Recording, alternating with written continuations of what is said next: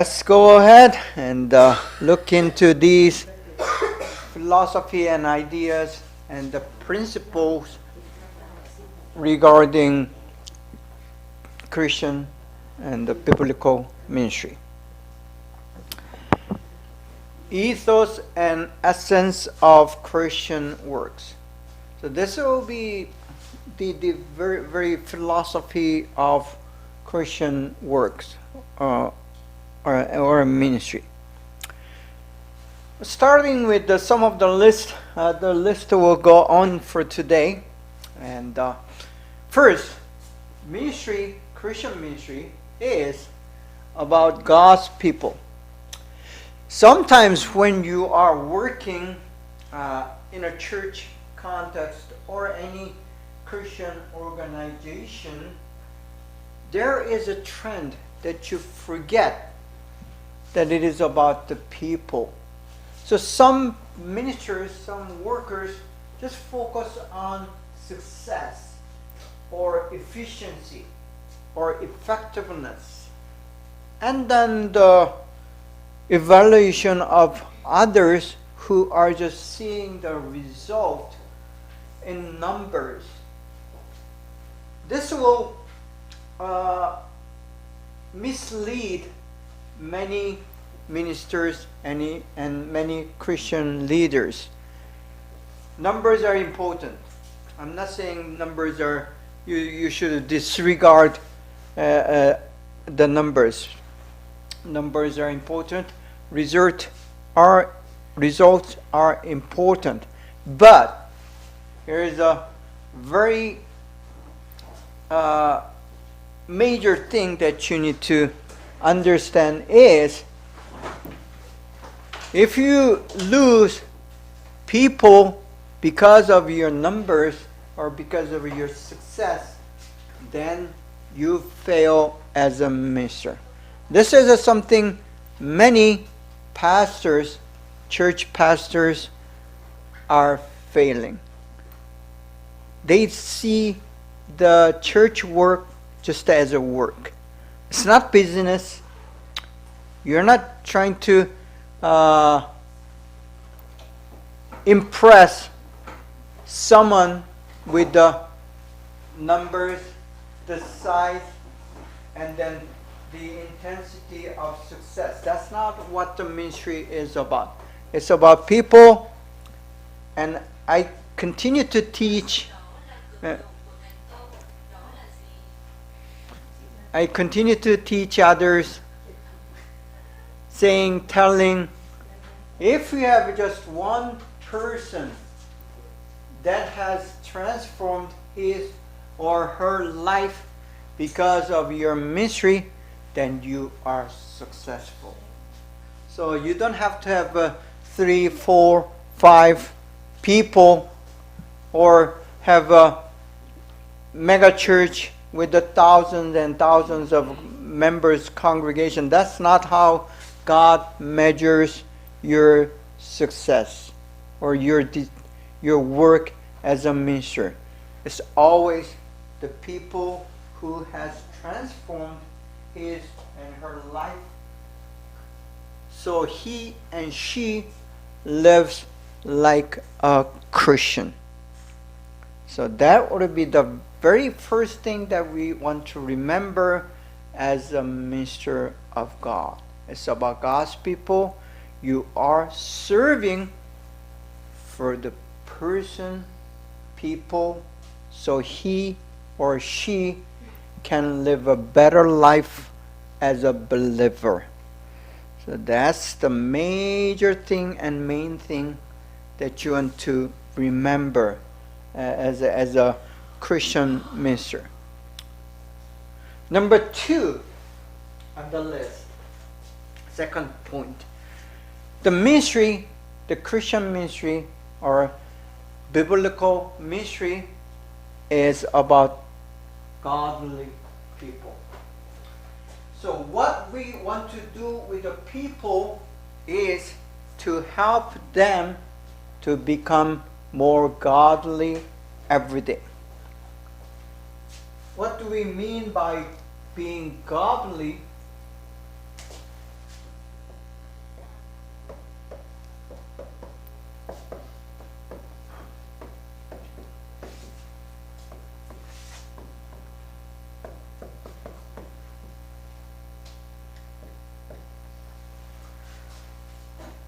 So you are trying to imitate and follow God. That's being godly, and that means being holy, and it means more like God every day. So if you're a Christian, this is not only the goal of a minister, but it is a goal of any believer. So holiness, godliness, image of God, likeness of God is the key and the fundamental element for any believers, and of course for any ministers. So we want our congregation or our disciples and yourself to be more like God. The question is, how do we imitate and follow God when God is not visible? God does not speak to you directly. There are some people who claim that they speak to God directly, but that's only few, believe it or not. For us, just a common, regular believers, which is 99% of us, we do not see God. So how do we be more like God? The answer is, because of that, God has sent His Son, Jesus, as the Christ. He is a 100% human being. He is visible. He does speak. He does listen. He communicates with the people, and He listens, and He loves the people, and He is one of us. And then, because of that, we have very good standard, very good detailed instructions of who God is like. So if you want to see God, if you want to know God, and if you want to teach someone to be more like God, then we'll focus our attention to Jesus Christ. So that's why we read not only the Old Testament Bible, but we also need to read and understand New Testament, especially the four Gospels. Why? Because in the four Gospels, it records about who Jesus is and how He lived His life as God Himself.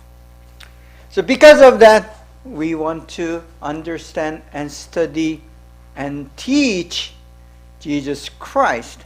And that's what the Christian ministry is about. So again, it all centers around Jesus Christ of Nazareth. And so godly people now connects to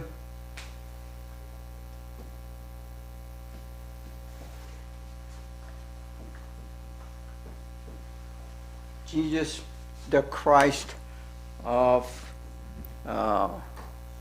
Nazareth. Point number 3.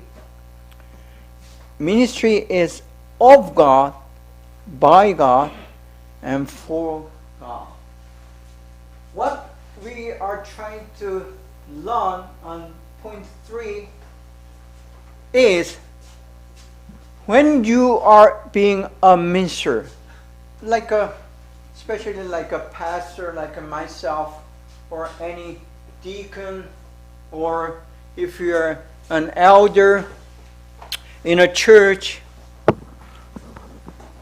there's a very tendency that you may confuse yourself, or sometimes you forget about the work that you are doing, the ministry that you are doing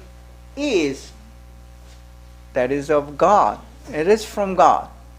And it is done not by yourself, it is done by God Himself.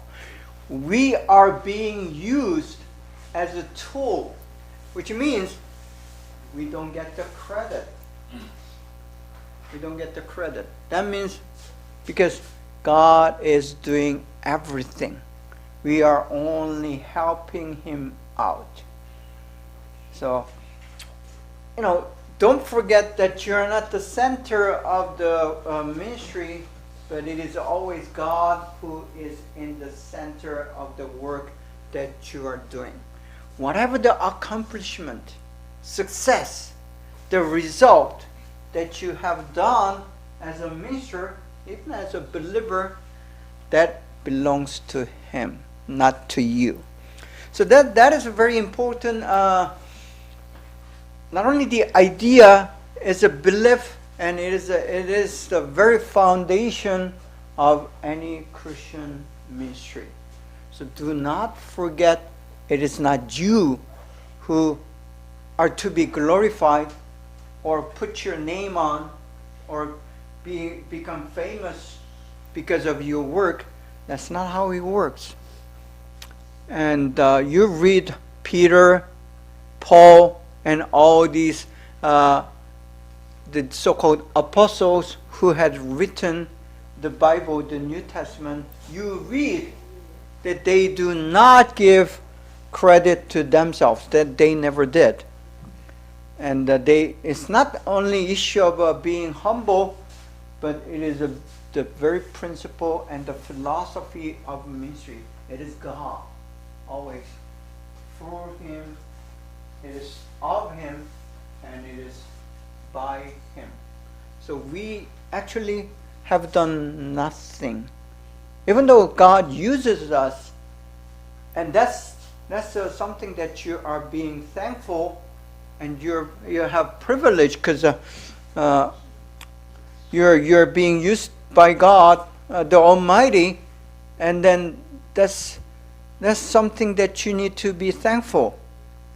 And so you do not give credit to yourself or being self-centered in doing any ministry. Point number 4. This is turning a little bit to the different perspective. Many believe ministry is because it's the work of God. It's something magical, something mysterious. Yes, there are some elements that are mysterious, magical, and supernatural. Yes, there are these elements in Christian ministry. But on the other hand, when you look at the work of God, because God Himself is very intelligent, God is rational, and God does have certain orders, which means God is very scientific. When I say scientific, please do not confuse yourself. I'm not talking of natural science, which deals with physics, chemistry, electricity. These are, of course, medicine as a field of science. But academically speaking, when you say scientific, it means logical, rational, to be proven with the facts and facts-based, and it is with the order and so on.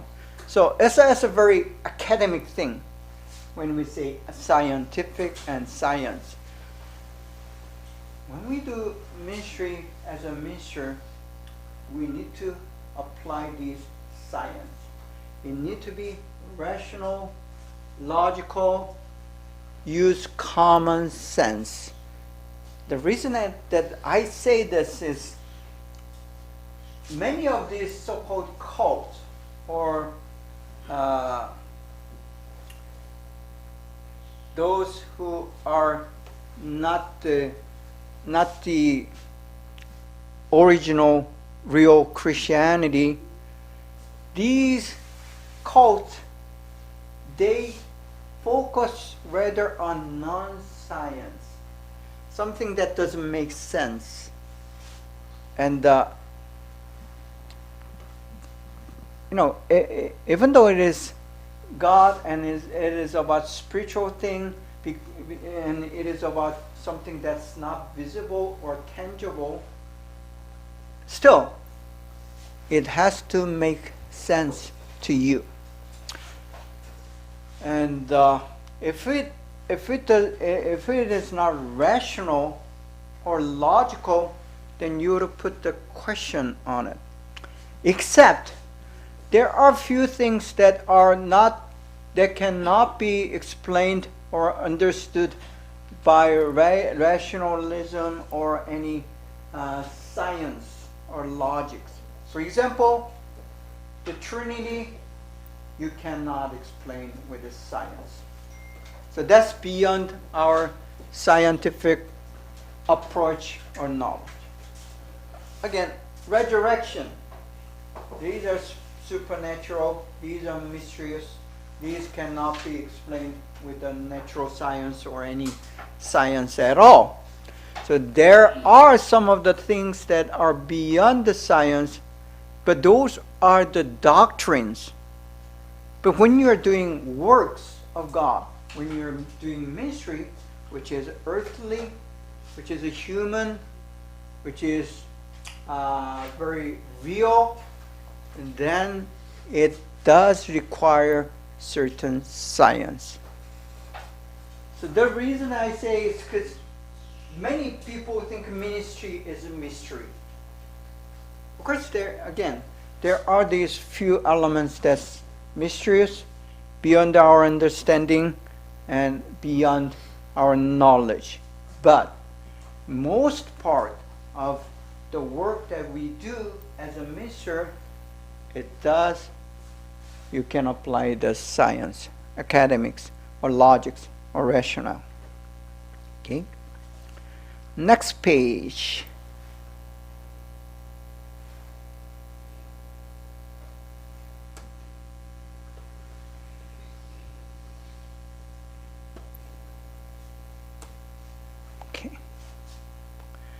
At the same time, ministry is an art. As much as a science, it is an art. So sometimes you need to be very creative and you need to be very artistic about doing this ministry. Because it's a people thing. Well, the people, by creation, we have what we call intellect, which is very left brain, intellect, rational, logical. But your right brain, on the other hand, is a feeling, it's emotion, and it's not so logical or rational, but it's still, it doesn't make sense, it is real. So when you're doing ministry, there's always this part that requires you to be emotional and understand the feelings and understand people, which requires very artistic and what we call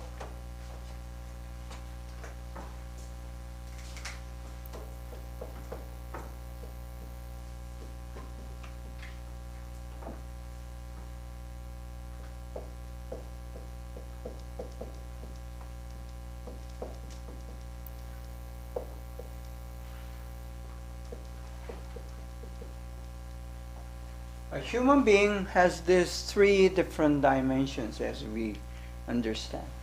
And the cognitive has to do with your left brain, logic and science, understanding matters in very logical way.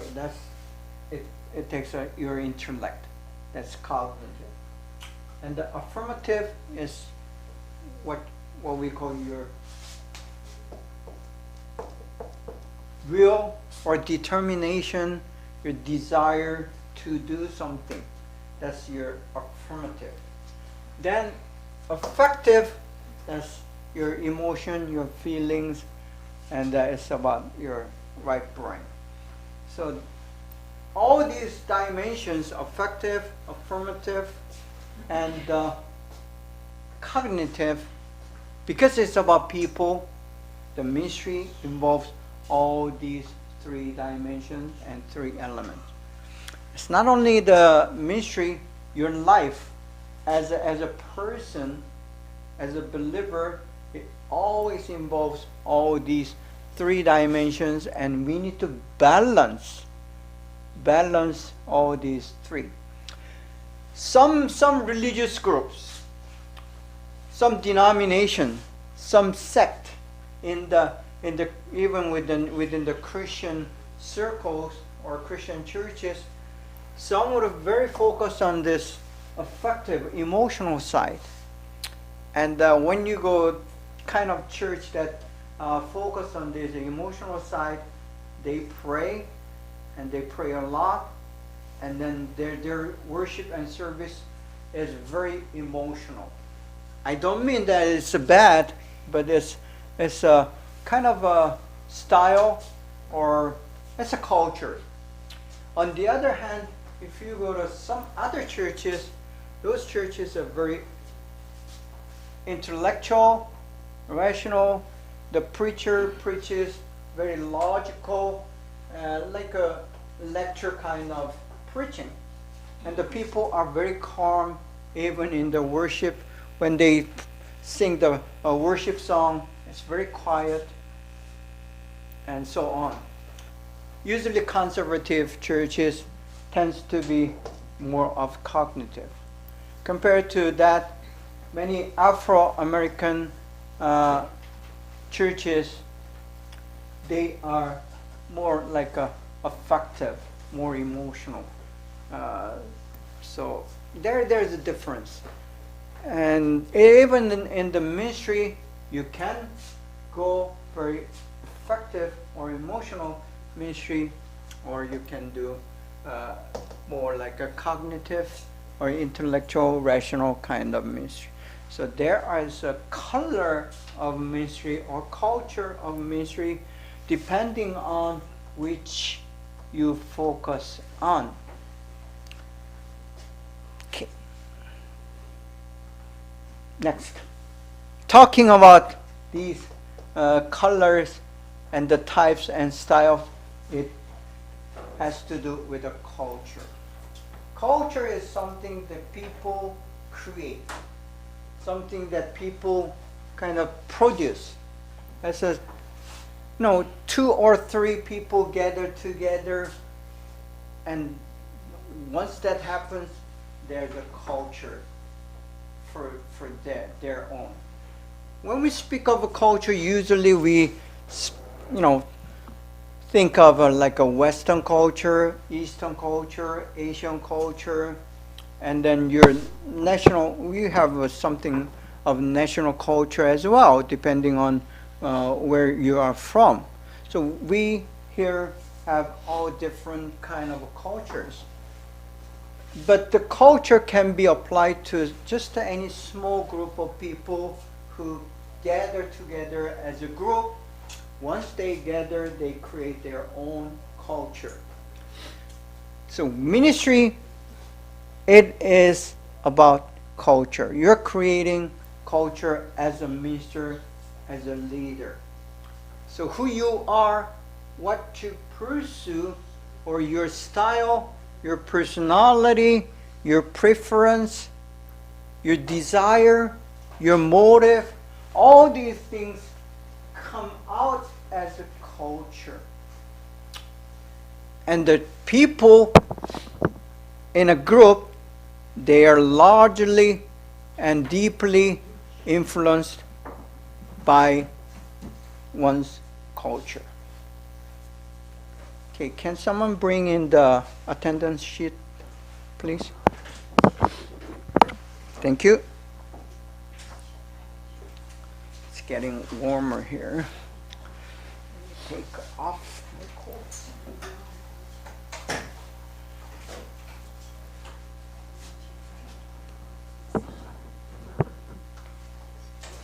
Okay. There should be a pen outside.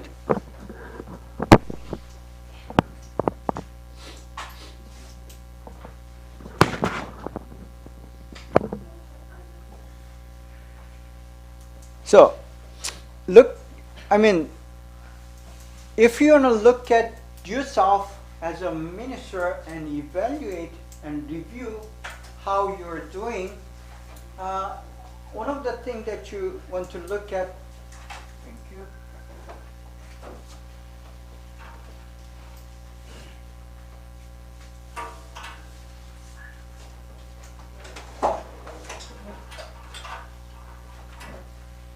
For some reason, it's a manual.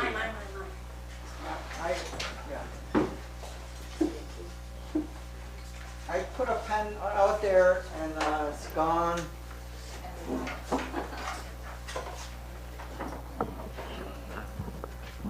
Okay, this is the last time that you can sign in for today. Please do so if you haven't signed it yet. Please sign in.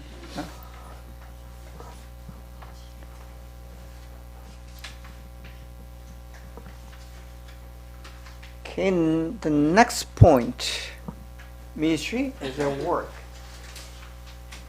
What I mean by the ministry is a work that you are going to be evaluated, tested, reviewed by the result. Whether you like it or not, we do look at the result as a minister, especially when you are a professional minister like myself, pastor, if you are being paid or not paid, if you're working in a church or any Christian institution, then you are going to be evaluated at least once a year. And sometimes weekly, monthly, quarterly, and so on. The reason that we do, look at how he or she is doing as a pastor, as a leader, as an elder, as a deacon, is because it is work. It does need to see. We need to see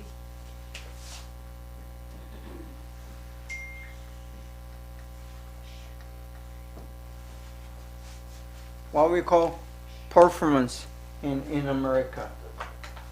So your performance is important, especially when you're working in any American business or company.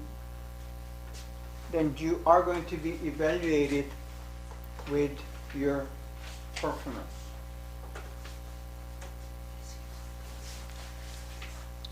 So that kind of tells. It does. The ministry requires you to produce certain results.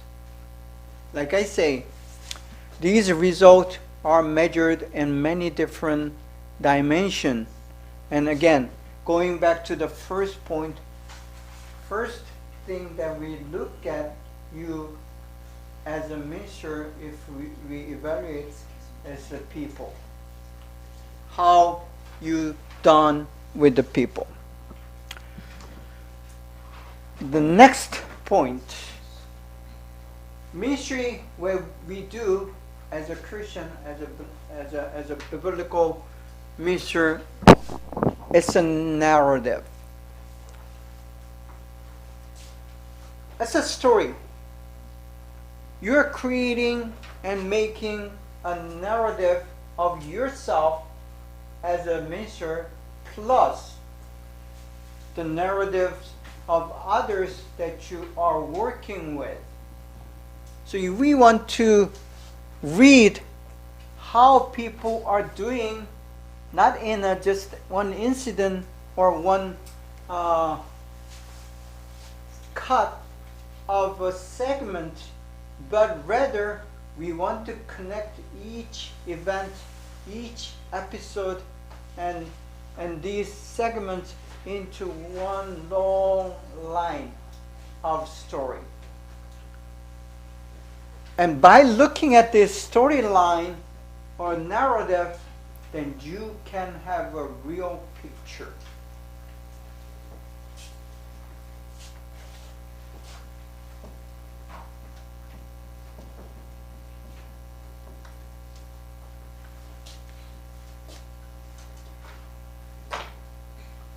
Because it's not like ministry is not like a sport game.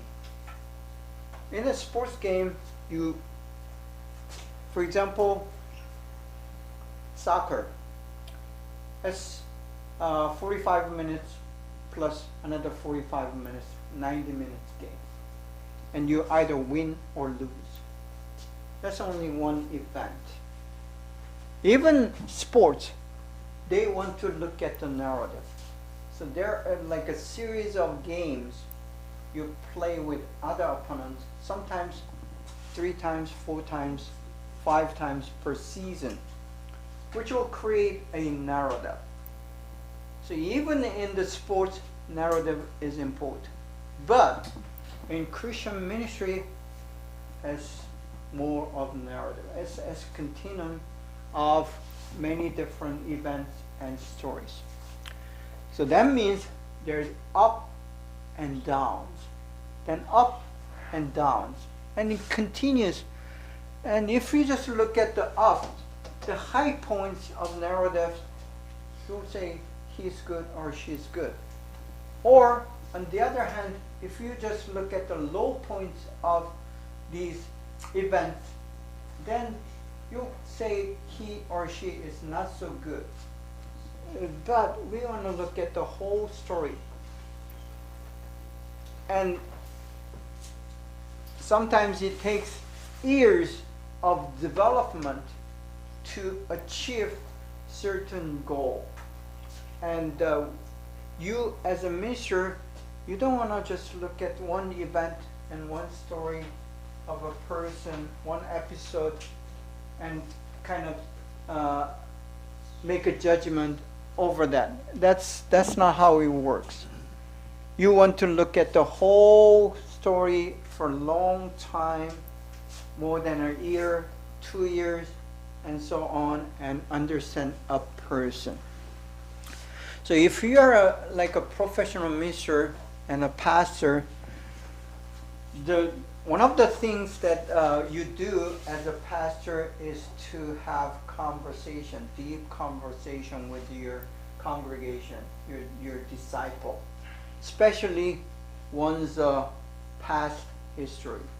Because the narrative, it doesn't build up just by itself once you become a Christian and then you are something else. That's not how it works. You being a Christian and your life as a Christian, as a believer, it all has to do with your past. You cannot avoid or dismiss or eliminate or delete your past. So that kind of continues as a whole story. And if you want to understand a person, even he or she has been a believer for many years, still, you want to go back and look at his or her background, the stories before he or she became a Christian, or even if he or she has been in a church since they are babies, still there are stories that are very important for a person. So you're not only making a narrative, but you're also going back to the narratives of that person, and that relates these narratives to present and then future. So that's how you want to look at any person, any ministry. And again, you are writing a narrative. And it's either going to be God's narrative or your own narrative. And we don't want you to write your own narrative and be satisfied. That's not how ministers look at the ministry. Okay. Continuing on ethos. When you're doing a ministry, as a minister, the fundamental is prayer.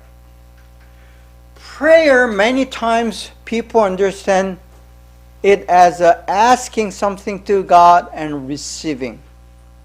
So you pray for the things that you need. Of course, that's very important part of a prayer in any religion. Whether it's Buddhism, Christianity, Islam, Hinduism, or even the local shamanism, it's common. You ask something because you are lacking, you're weak, you're unable. These are the reasons people come to God or gods or someone in a higher power to ask so they can get help. Of course, that is one of the key part of a prayer. But in Christian understanding, prayer is a lot more than that.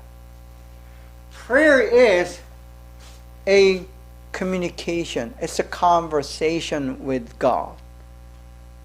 When you're having a conversation with someone who you care and love, you don't just ask, give me something. That's not how it works. We know that. Between the, parents and children, you don't do that. And especially between the husband and wife, you don't ask for things continually and wants to be given. Then marriage is not going to work. So the same principle applies to our relationship with God. So you, as a minister, first thing that you want to learn would be regarding the prayer, having that deep interpersonal communication and conversation with God.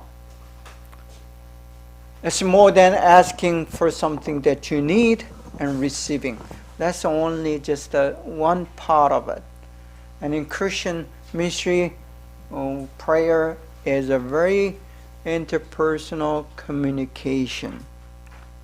And the God wants to listen to you. Thank you.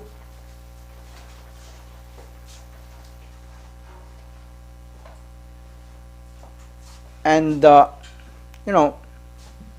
you want to know Him better, understand Him better, feel closer to Him with prayer and by prayer and through prayer. So the prayer is very, it's a building block. It's a foundation for any ministry and any believers. But if you're a minister, you are more responsible, so you pray more. Next point. Your ministry is worship. Again, when we hear the word worship, Christians immediately associate the term coming on Sunday morning to church and sitting down in the chair, and then the praise team and the pastor preaching and having time of prayer. So it's a kind of ritual thing. So Sunday worship, that's mainly the understanding of Christian on the term worship. But in the biblical understanding, worship is more than Sunday gathering. That's only a part of it. So in Christian worship is our basic attitude or reverence, honoring and lifting God as He is. So that's a basic attitude of worship. So in your ministry, that's the continuing attitude that will be behind whatever you're doing. And when you're relating yourself to other people as a minister, what you want to do is there's a God, you, and him or her. So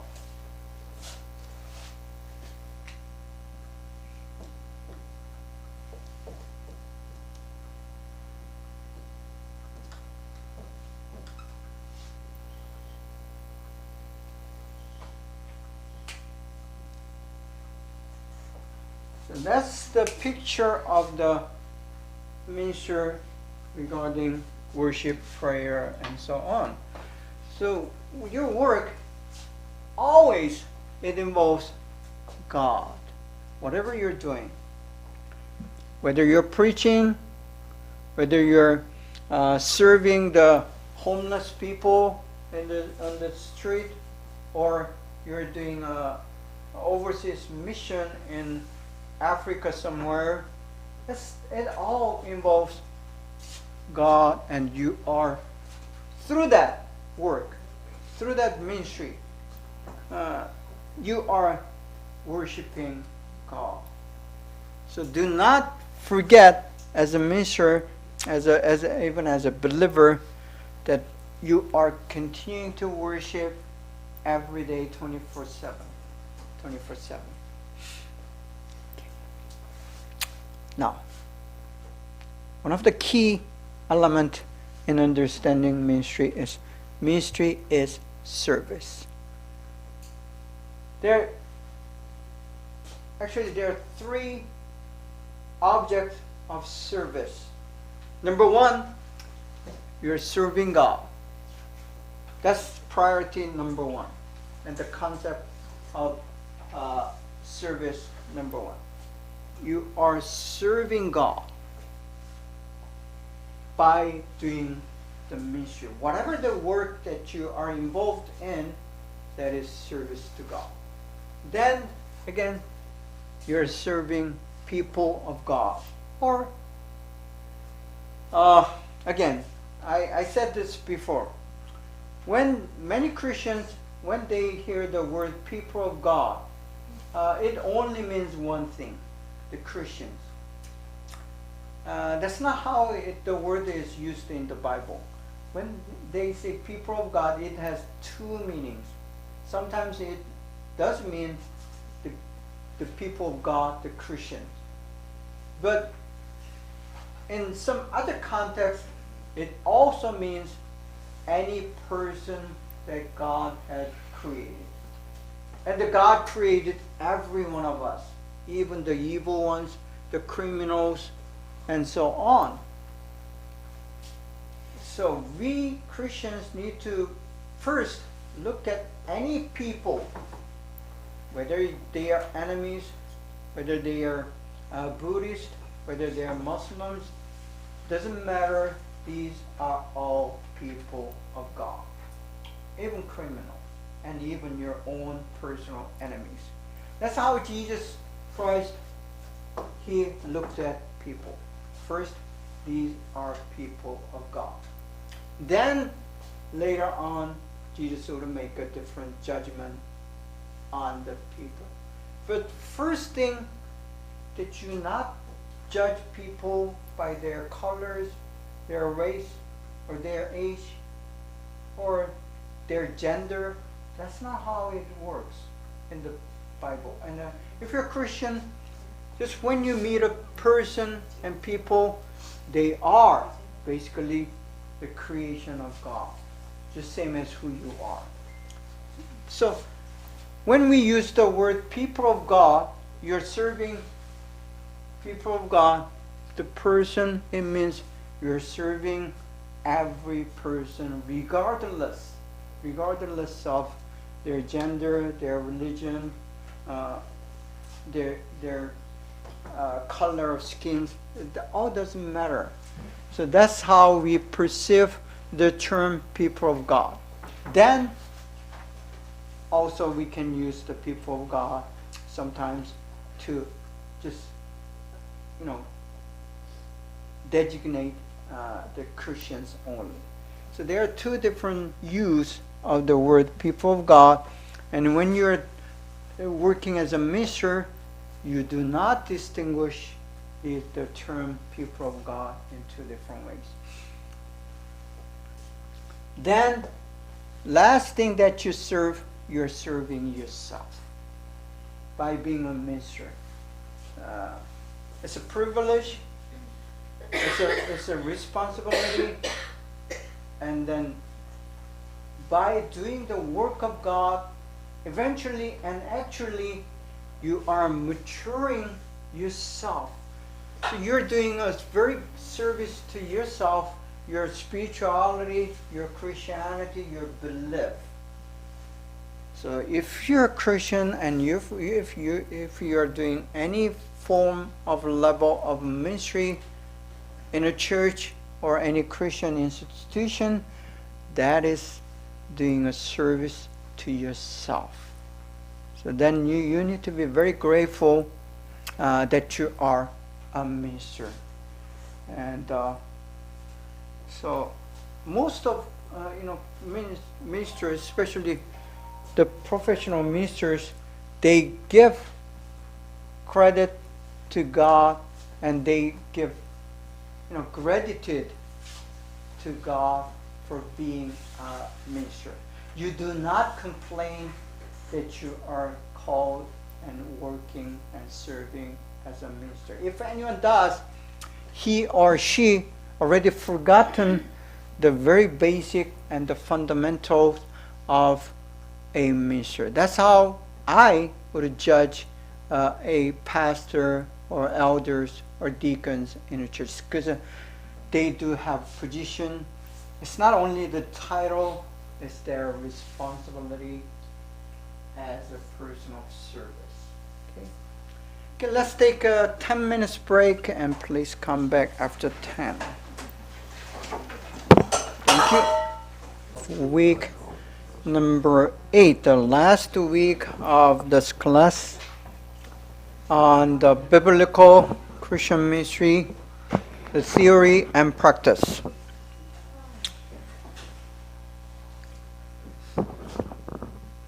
So we are trying to conceptualize and understand what Christian ministry is like.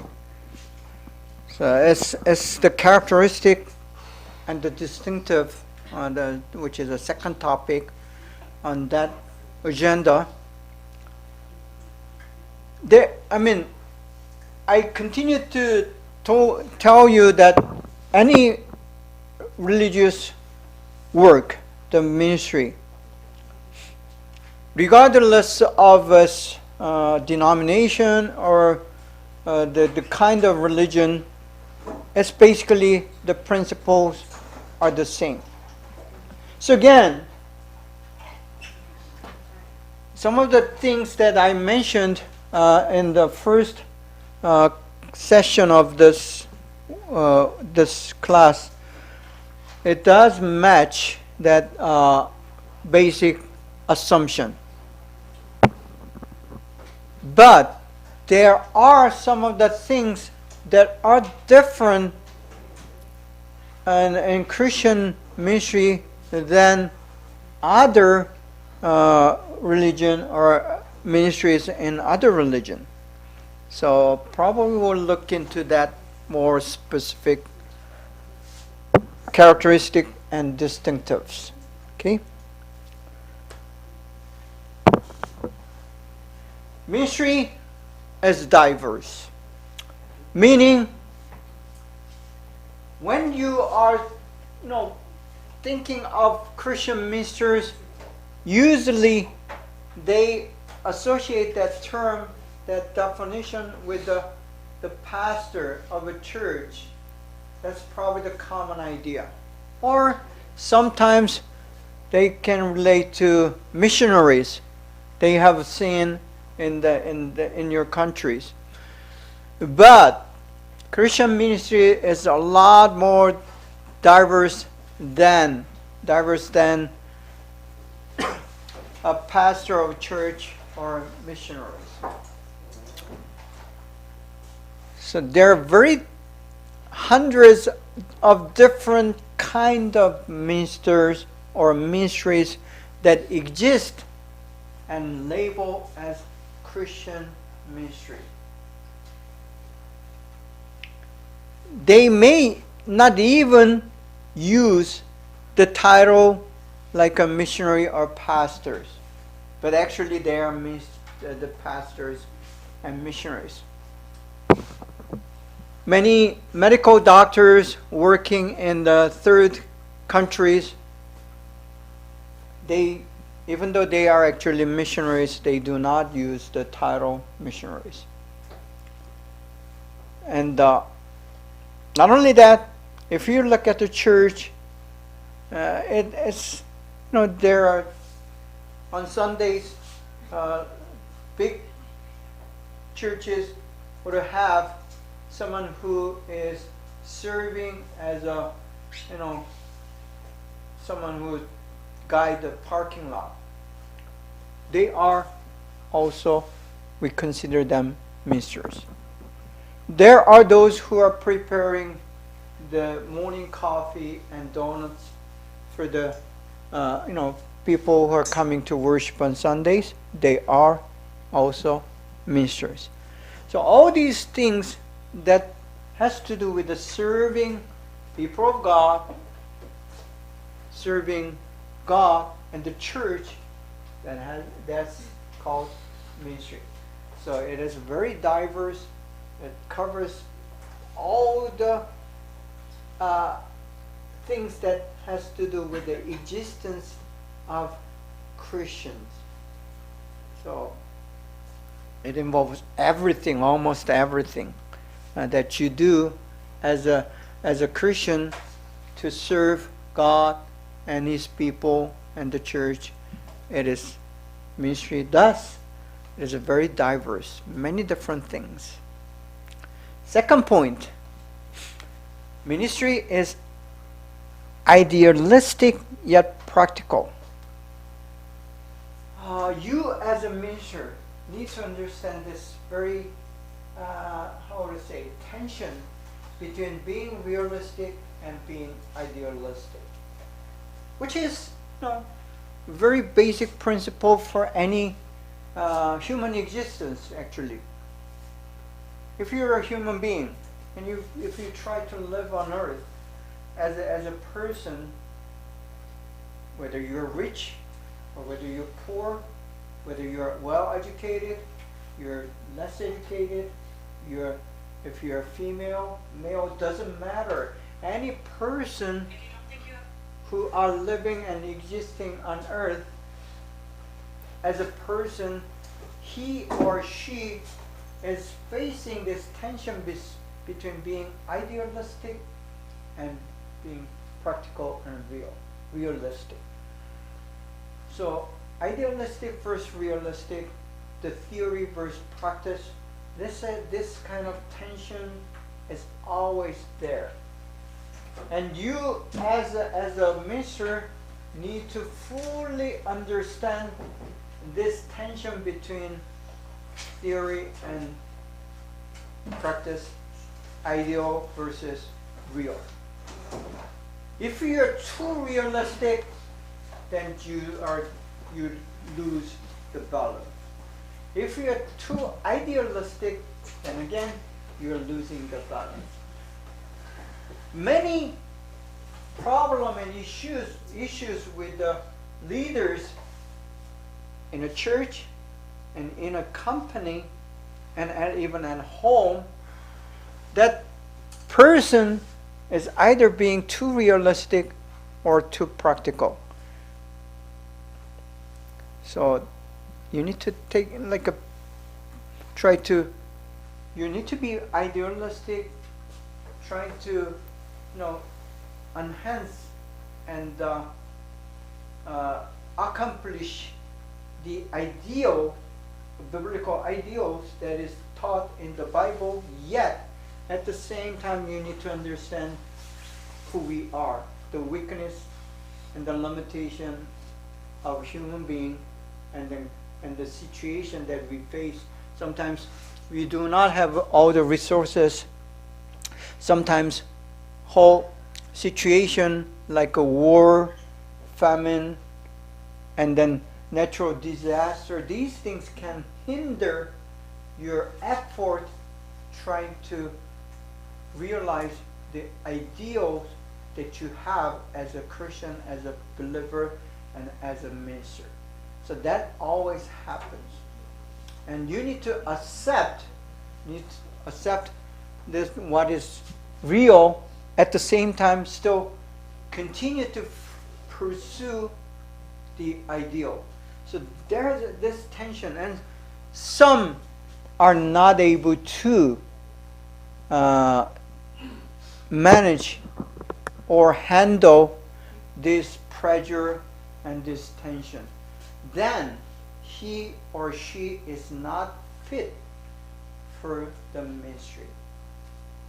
Of course, you can improve and develop and learn and become a stronger, better person with the trial and error. But sometimes that doesn't happen to a certain person.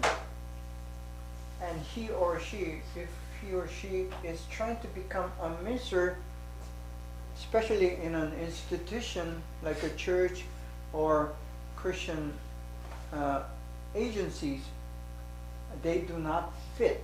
And then a person like me, as the sometimes top leader, need to make that decision to remove that person because he or she, it does not fit. And if he or she continues to be in that position, sometimes that stress and the tension and conflict would cause that person spiritually, mentally, and physically. We rather have a person who is physically, spiritually, and mentally healthy, not having the tensions as a minister, than just that person being destroyed. The reason I am telling this is because it does happen in many Christian churches and agencies that I have seen. A person who has a desire and zeal, and they think they have a call from God for the ministry. But as being realistic and a leader, you do not see that happening. He or she does not fit. Same thing happens in company as well. If you're doing in business, there are person who fits, and there are person who does not fit. And it's better for you to remove that person and help them to just go rather than having them to go through all this unnecessary pressure and trouble. So that's going to be your call and your decision as a leader, which is a very difficult decision. But you need to make that decision as a top leader. And that will be probably the most difficult position that you want to in, and to make that very personal decision for someone else. Next point. Ministry is team effort and team oriented. Us in an Asian culture, especially those who are born and being educated in the culture is still very top down and authoritarian. We do have tendency that a top person is the only one who does make the decision, and he or she is. It's as a culture that you expect that one top person be the leader, and he or she will continue to lead the group. And as expected, and there's nothing wrong with it. I'm not saying it is wrong kind of culture, but it's a different culture than Western culture. But if you read the Bible, you have two models as well: horizontal and vertical. So the vertical model, especially in the Old Testament, you see this vertical one person kind of performance and their leadership all the way through. For example, you read the story of Moses, who is a one person leader.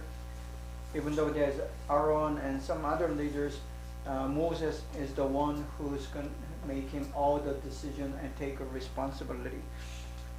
So that's kind of, it's not, it's just one person model. But when you come to the New Testament, it becomes a different story. Because Jesus Christ, he knew that the society and culture would evolve and develop into a different kind of culture. We live in a lot more horizontal paradigm than the vertical. Many of us still, even us in Asian cultures and Middle Eastern cultures, there are still very horizontal cultures remaining still. You look at, compared to like 50, 100 years back in your history, it was a totally vertical, but now it's much horizontal paradigm, the society and culture. So Jesus Christ and God, seeing and knowing that in the New Testament, it presents more of horizontal kind of leadership, which comes down to the teamwork.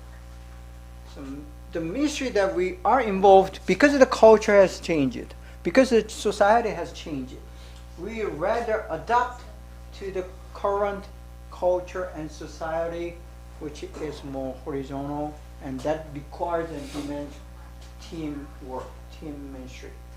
Because of that reason, especially in Western churches, Western agencies, most of this organizational paradigm is very teamwork oriented, horizontal. There is no like a top leader who is very superior up there than others, as they share the same right and the same responsibilities, even though the area might be different. So that's how today the church's structure is power, what we call power structure, and more of a horizontal and teamwork based structure. Point 4. Ministry has limitations. Some ministers, some leaders in Christian circles in the church, they believe, they have this tendency to believe they can do everything and everything is possible because God is all powerful. Basically, it is true. But you cannot overcome your general, basic, everyday, real limitation that we have. Unless you recognize the limitations, then you're not going to be sensible, you're not going to be rational, you don't work within, you're not able to work within this what we call common sense. The reason I say this is because speaking of Korean American churches and also the churches in Korea, some pastors have this Superman kind of macho idea that he can, I use a he because most of pastors, 95% of pastors in Korea and the Korean American churches are male. They have this male macho idea because it's God who is almighty, they can do almighty things. And they do not want to acknowledge the limitations. And thus, they do not have what we call common sense. If you are not working as a minister based on the common sense, then you will make a very serious mistakes. I mean, we as a person and minister, we're going to make mistakes. I mean, usually you will make a daily routine mistake as a person, as a leader, as a pastor. But we don't want that to be serious one. You want to avoid all the serious mistake at any cost. But if you lose your common sense, then making these serious mistakes and the wrong decisions gonna be like a daily thing. And because of that reason, You want to acknowledge your own limitation. You are not Superman. Even though God is almighty, that doesn't mean that you're almighty automatically. So we don't want to, confuse the God's omnipotence to your omnipotence. And ministry has limitations, and God has given a certain limited talent. He kind of draws a boundary. This is your share, that you work within this and do not go beyond that boundary. And people, because of that pride and losing your humble mind, then you easily can go over that boundary, and then you forget that you are a limited person. Next, because of that limitation, ministry is not fail-proof. What we mean by fail-proof in English, you never fail. We do fail. Even though you pray, you have good intentions, and you work very hard, still, there's always that 100% chance that you can fail. So the failure is not the end. When the failure happens, it's your fault. It isn't a God. Some leaders, some Christians, some pastors blame God when there's a failure. That's not how it works. In the Bible, any failure, it is you who made it happen. Even sometimes God does allow us to fail, so we can learn from that failure. So the failure is, I would say, inevitable. You cannot avoid to fail. So it's not fail-proof because it's God's work. If you think that you're never gonna fail, that's very myth. That's misunderstanding. Then, because of that, ministry is 100-100. What we mean by 100-100 is it's 100% human and it's 100% divine. And it's not 200%, it's 100%. So this is a kind of difficult math to understand, but that's how it is. Your part 100%, God's part 100% come together, and the result is 100%. It's not 200%. And you do your best as a believer, and God is going to do His best within your limit. He cannot and He does not go beyond your imitation, except very special occasions when it is necessary. For example, if you're a Christian and you read the story of Samson, the almighty Superman. He was given the last chance to restore his the power, energy, and that is given by God. And for those examples, as you're not even 100%, you probably 0%. God is 100%. And there are some of the stories, but except those, it's always 100% you and 100% God, and you're doing ministry with a good, proper intention and proper attitude. Next, ministry is your contribution. But what I mean by contribution is your way of sacrifice. In the Old Testament, you read that the people of Israel, Jews, they've given the animals for the sacrifice, and the first fruit and first grains they get from the harvest, they given it as a kind of offering and sacrifice. But today we don't do that anymore.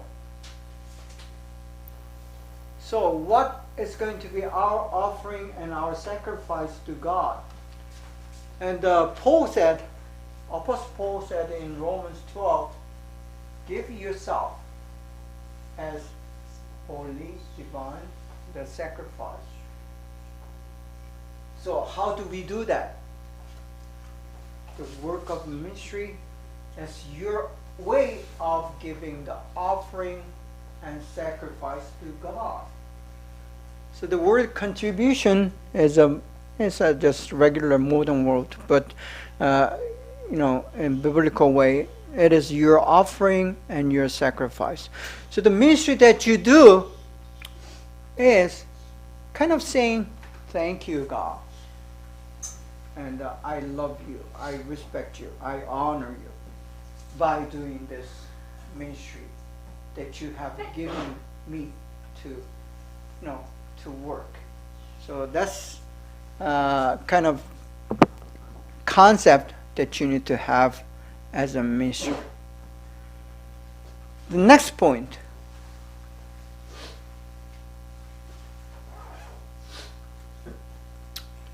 Ministry is organic.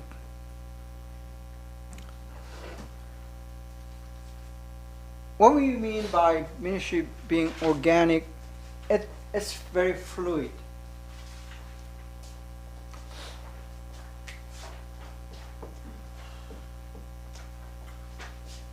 Fluid, the word in English fluid, it means it's like a liquid, water, and oil. You cannot have it doesn't have a certain shape. So the ministry, organic, is fluid. It can change from time to time, situation to situation, person to person. You cannot grab it into certain shape. It doesn't work that way. And that you need to understand that this nature of ministry, which is very flexible, very fluid, and it changes from time to time. There's no like a fixed formula for the ministry. Many times, which worked in situation A may not work at all in a situation B, which the ministry principle and tactic worked on the person A may not work under person B. That's a kind of difficulty of ministry. So you as a minister, you're gonna go through so-called trial and error. Again, the reason that you're gonna fail the ministry because as continuing kind of learning process, you continue to learn and you continue to improve. And there comes a time that you think as a minister, okay, I have reached a certain level that I'm not going to make any more mistakes and failure. That's a mistake. Because what you've known, what you have learned so far for many years, like a 10, 20 years of ministry experience, may not work at all in this new context. See, I've been working with the second generation and 1.5 generation Korean Americans, not the first generation ones, because that's my calling. Like 20 years ago, same teenager, same high schoolers, same college kids. Today, those same age Korean Americans, 1.5 second generation, are totally different kind of group of people. So what I knew like 10, 20 years ago, I cannot apply that to today's teenager, today's college kids, because they are totally different people. So that's kind of things that you continue to learn and relearn. And that's how, the ministry is fluid and changing from time to time. So there's no like a fixed certainty regarding the ministry. That's why it is difficult to be a minister.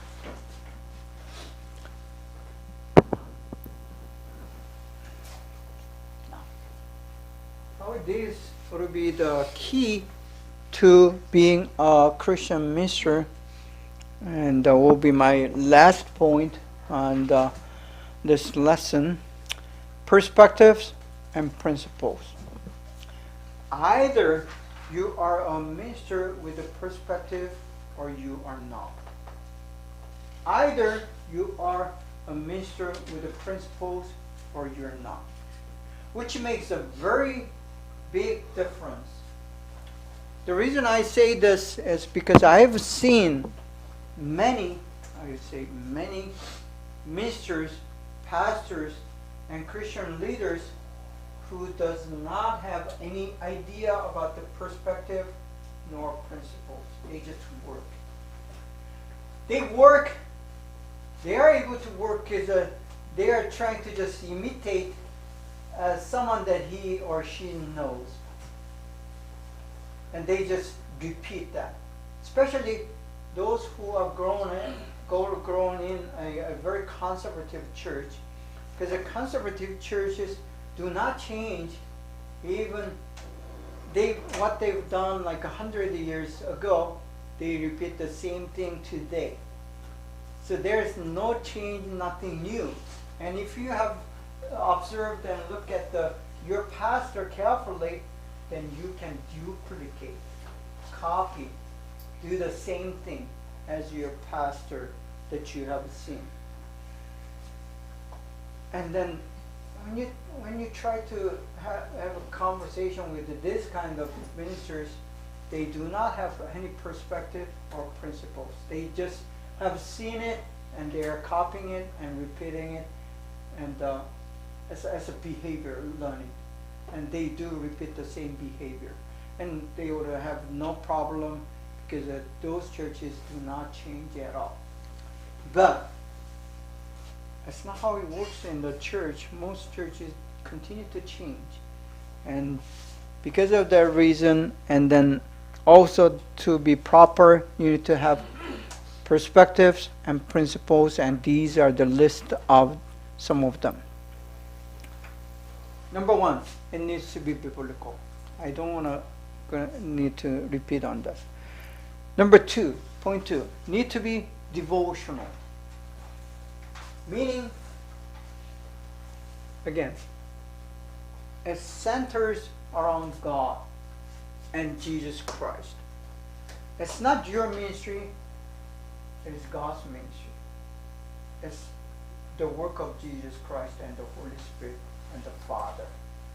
So that's what it means. That's a perspective and principle.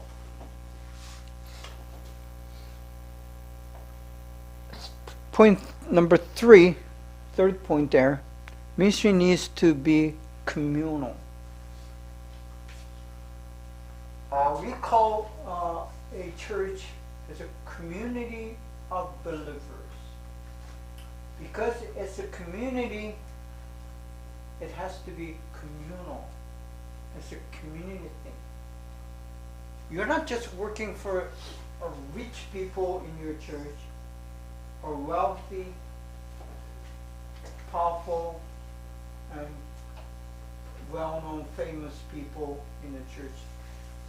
Some ministers, even though they kind of know that's not how it should be done, but there's this tendency to incline and be more kind and more nice to people who are wealthy. And when that happens, the congregation, the other people, they know. Now, the pastor think he or she can hide that, but people immediately knows that he favors certain people, certain person, for the reason that is not biblical. When that happens, his or her ministry is going down the drain. Even though he or she may be successful in the terms of the size and numbers and so on, but yet from God's perspective, he or she is failing the ministry. So you don't want to favor a certain person, but to be communal. To be communal, you're going to respect every single congregation the same way. Whether they are little, young people, or older people, wealthy or poor, well-educated or less educated, doesn't matter. You're going to respect and favor everyone the same way. That's how you can be communal. And you're working toward the whole congregation, not a particular people that you favor and that you like. The reason many pastors fall into that favoritism is because there are always people in your church who's going to be good to you and come to you and say the good things to you.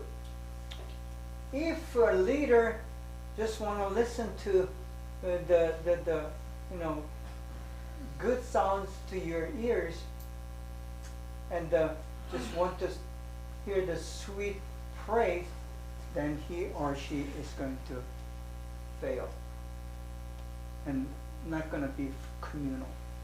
So that's one of the dangers that we want to be very careful as a leader in a church.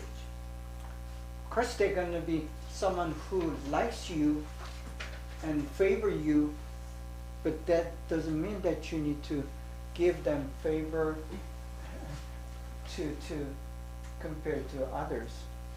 But human tendency is that you are going to fall into that trap. So we want to avoid that trap as much as possible, because you are a minister of God, not to favor a certain person in your congregation. Ministry needs to be missional. When you're having a group of church, which is very good and favorable, then there is again a tendency that you're gonna be more focused on your group, the church, and then begin to forget about the people outside the church. That's not the reason that church exists. Again, like I said, church, the reason and the purpose for existence of church is to serve the world, the people who are not believing God. So for us ministers, we always need to look beyond your own congregation, beyond your church, and have that attention and then care for the people outside the church, than those who do not believe in God yet. So that's the term missional. That's what it means. So principal, churchy, or the ministry always need to be missional.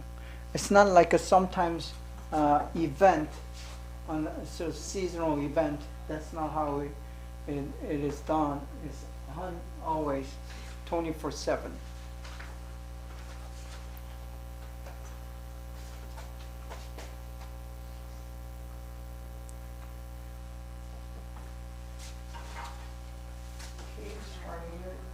Please sign out for today.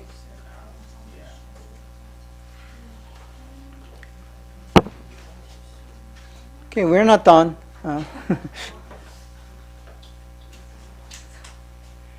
Next, ministry need to be holistic. I just told you that we have three different human dimensions. The ministry covers all this, not only the emotion, but intellect and the will. We cover all this. In addition to that,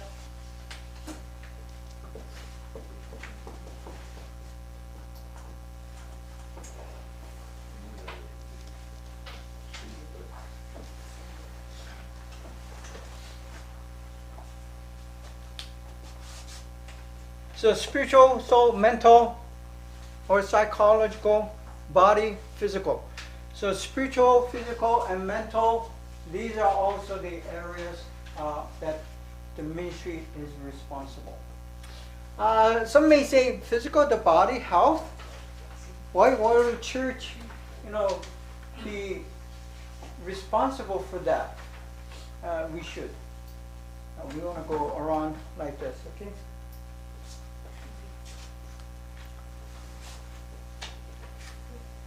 So the ministry that you do as a minister, it needs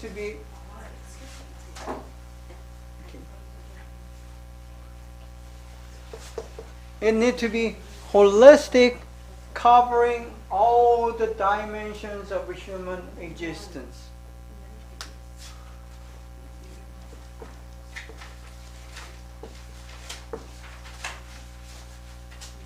So if you exist as a person, it does, when we say human existence, it covers all the reality. And the church is responsible to cover and take care of all the reality that there is. You do not ignore, dismiss, or intentionally, eliminate certain part of our reality. Some churches in the past, and still some churches do, they ignore like a physical or mental area of human existence and only focus on the narrow sense of a spiritual dimension of human needs. Because the church is, they say, it's a spiritual entity, and belief and faith has to do with the spiritual area in narrow definition, unseen, supernatural area. But the church and ministry, it covers all this, because the Bible is about us being holistic. It covers every reality that we face. Next point, consistent.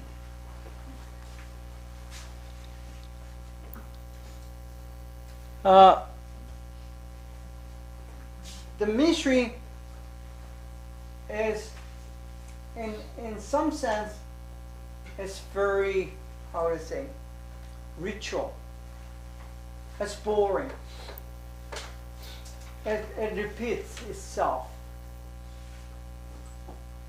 It's the same thing over and over again, because the basics is the same thing over and over again. But it's important.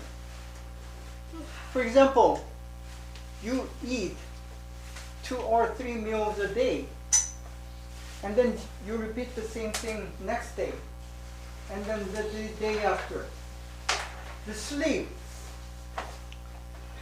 You don't want to miss any day of sleep, and once you do, unless you're Superman, if you lose sleep, then your routine, your life is going to be very shaken, right? So, same thing with the ministry. There is something that is routine and repeat itself over and over again. And some people have tendency to not liking what is repeating. And then if you have strong tendency of being bored easily, then probably you do not fit as a minister. So it's something that needs to be consistent and repeating itself over and over again, and routine. Next, specific. It does require, ministry requires very careful attention to small detail. This principle also applies to any kind of business that you may be in. Even if you're working as an employee of any workplace, giving attention to small details will make a whole difference. Either you are a person and worker who's giving your attention to small details and take care of these specifics, or you are not. Which result, either you're going to be successful or you're going to be a failure. So it is always important for you to give attention to these small details and be very specific. To be specific, another side, other than giving the attention to small details, you need to spell out these specifics. Many times, people have tendency to assume certain specifics are already understood, and usually that is not the case, or that's reversed. People do not understand specifics. So you need to write out and explain and overemphasize these specifics. And that also applies to your learning as a student. If you you're not careful about spelling out, writing out these specifics in your learning, then you're going to lose at least half of it. So that principle applies to any work, any reality that you are in.